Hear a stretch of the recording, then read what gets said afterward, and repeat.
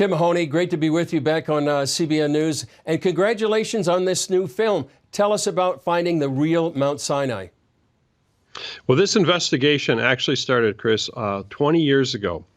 May 15th, I was in Saudi Arabia in 2003, and I have been pursuing, investigating the Exodus, as you know, for a long time, and we're excited. This is going to be in theaters on May 15th, 2023, which is next Monday, and May 17th on Wednesday, in a national release, over 700 theaters, and we are investigating 3 different mountains, 2 in Saudi Arabia, by the way, and 1 in Israel, in the Negev, Har Karkum.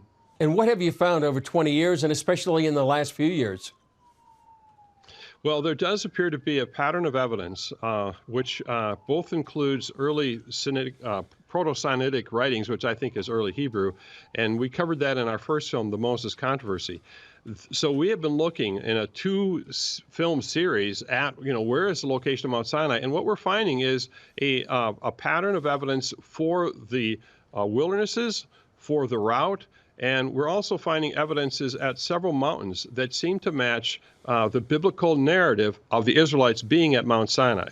One of those, interesting, is a pattern at Har Karkum in Israel, and the other one that I really like is at a place called Jebel Alaz, where there are pillars, altars, and there's sources of water. So this is what the big investigation is. After 20 years, people can participate in this and really get a feeling of what it felt, what the Israelites might have seen when they were at Mount Sinai.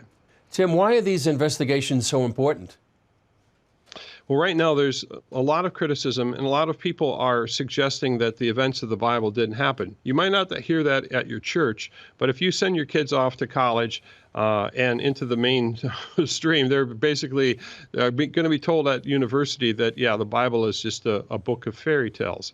And our films taken a very objective look and say, well, what pattern would we look for? And that's what we're looking for in this investigation, Journey to Mount Sinai II. And what we find is an amazing pattern of evidence that actually is matching the biblical narrative. But it's not in the same places as you might think. It's in a different place.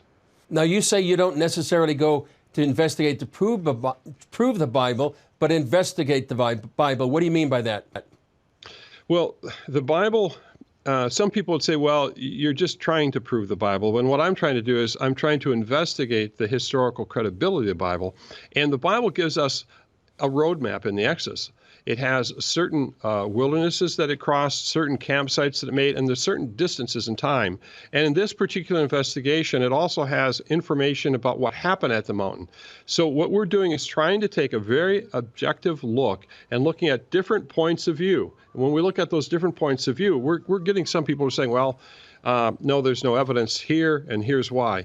But the audience then can look at this big investigation, hear what we're saying about what the Bible is saying actually, and then interpret it. And that's what I think I'm trying to do, is give them a roadmap. I actually created a Mount Sinai scorecard, by the way.